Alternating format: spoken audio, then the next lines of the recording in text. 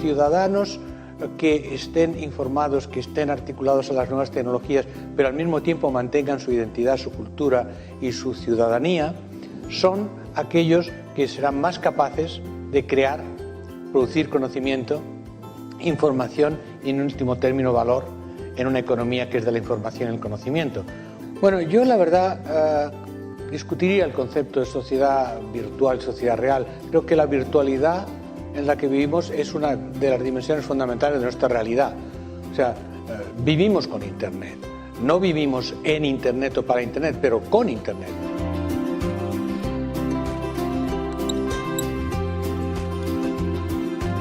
We're in a moment of time in which our society is undergoing profound and prolonged change. Technological change, cultural change, economic change, political change, and education has to prepare kids not for the world that was, but the world that will be.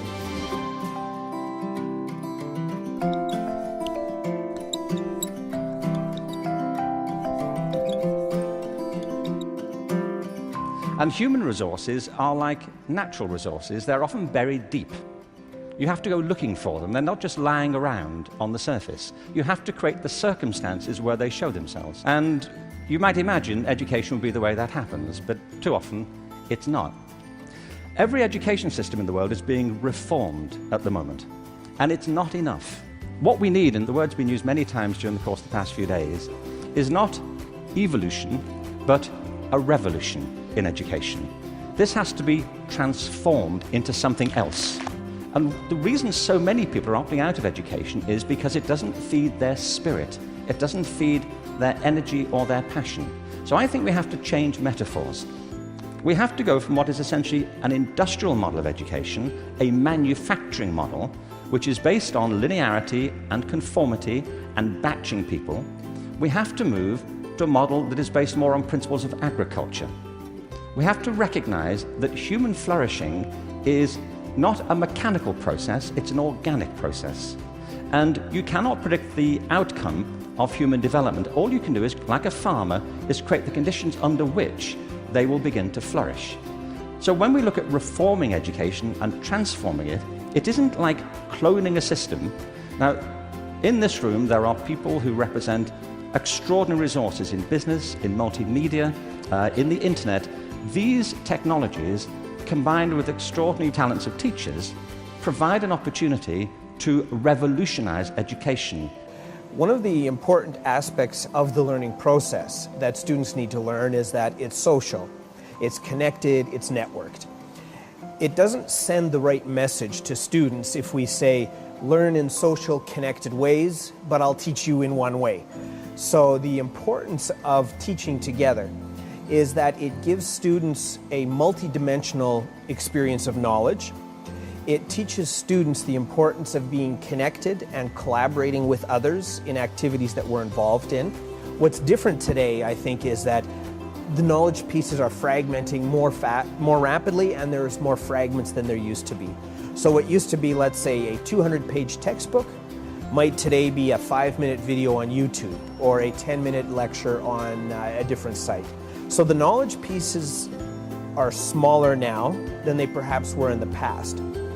But the interesting thing is, once your knowledge pieces become smaller, there are more configurations available. So if you have 5 pieces of information, you can connect them a certain number of ways. So that's where we need to test the validity of the knowledge coherence that we're making. But all of these, again, are part of this process of being networked and connected, and we form new ideas, and we challenge those ideas through those networks. In a classroom, you can have students start playing with video recordings and remixing videos, and you can teach them how to begin to learn or function in a social network that maybe includes students from other cities. Now, none of these things mean you have to change your curriculum yet. These are all systems that allow you to change the teaching and learning process.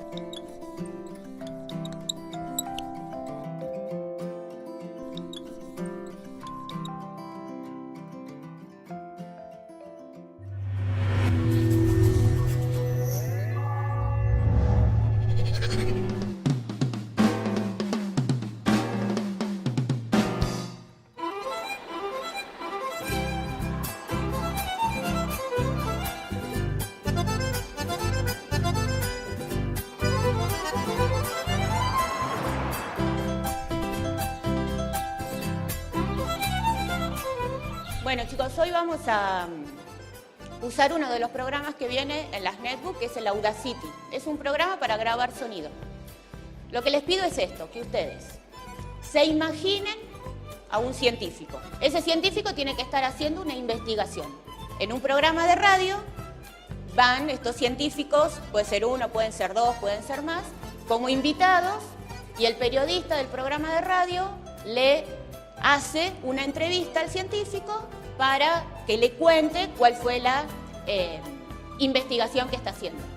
Se reparten los roles, quién va a ser el científico, la científica, quién va a ser el periodista, la periodista, los locutores, los que presenten, si va a haber propaganda. Es un programa de radio, como ustedes se lo imaginen, va a estar bien. ¿Sí? Y lo único que tienen obligación es de hablar todos. No puede haber ninguno que no hable. Todos tienen que participar diciendo algo. Me llamo Fernanda Planels y en el colegio de Payogasta, donde estamos ahora, enseño filosofía. Tienen que empezar hablando. Lo que pasa en Payogasta, que es un pueblo muy chiquito y la mayoría de los chicos que vienen al colegio vienen de parajes que son más chicos todavía. Y bueno, a veces en esta zona cuesta que hablen y si lo tienen que hacer frente al curso, a lo mejor no lo hacen. Profe, ¿podemos salir a hacer la tarea afuera?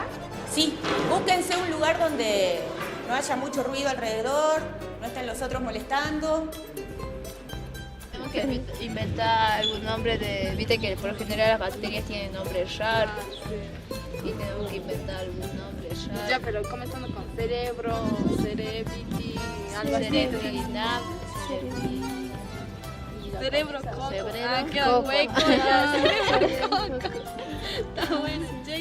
Entonces los chicos lo que hacían era grabarse con la netbook, se grababan y después hicimos un primer intento de edición para que saliera más o menos el programa. Buenos días, estamos nuevamente al aire.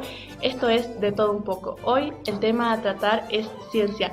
Es por eso que tenemos en nuestros estudios a dos grandes científicas que vinieron desde la Argentina para hablar sobre una enfermedad que la denominamos cerebrococo, el cual lamentablemente ha dejado la primera experiencia que hacemos, así que falta todavía. Después faltaron un montón de cosas que no pudimos usar todavía del programa, pero como primera experiencia estuvo interesante. Los chicos hablaron, se animaron todos, pudieron hablar.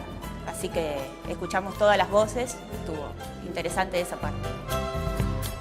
Hola, me llamo Susan Russo, soy de Argentina y muy contenta de llegar acá a este estudio a dar a conocer esta nueva enfermedad. Hola, yo soy Cristal del Boca, vengo de Argentina capital. También tenemos en nuestros estudios la sorpresiva visita de dos periodistas. Nosotros cuando estamos frente a la computadora sí se me hace como un poco más privado, da más libertad de hablar entre nosotros que frente de toda la clase. Nos ayudó mucho para poder desarrollarnos a nuestro lenguaje, poder sabernos expresar. Fue algo medio gracioso, pero dentro de todo muy interesante para nosotros poder desarrollarnos. Ya no sé, nos acabó el tiempo, así que me despido. Como siempre, mi nombre es Janet Jackson. Nos vemos en otra programación con otro tema a analizar. Muchas gracias. Nos volveremos a ver. Hasta mañana.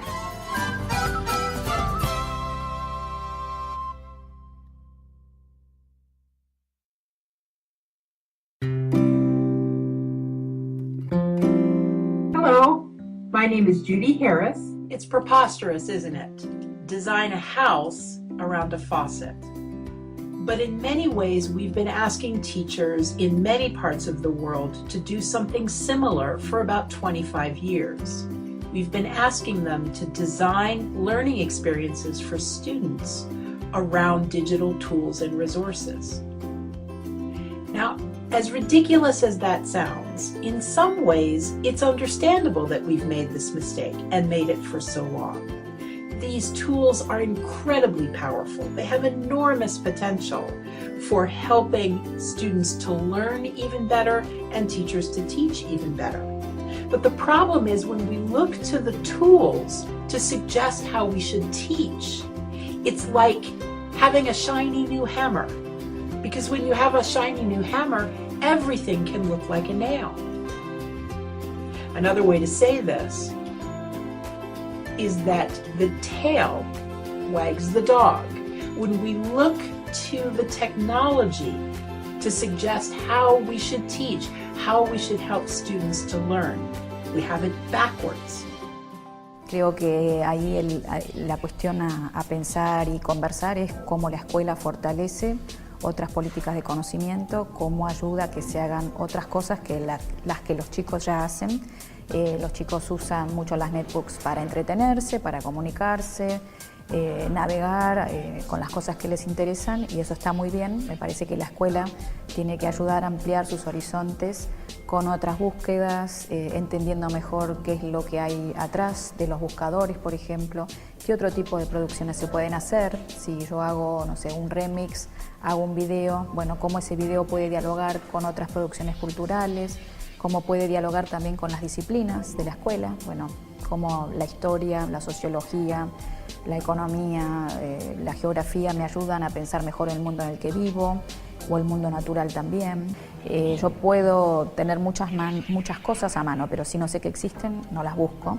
Entonces ahí, si nadie me muestra que valen la pena, que me dicen algo para mi vida, no las voy a ir a buscar. Entonces sí creo que en eso el lugar de la escuela sigue siendo el mismo en otras condiciones, que es el de poner a disposición conocimientos, lenguajes, ayudar a enriquecerlos.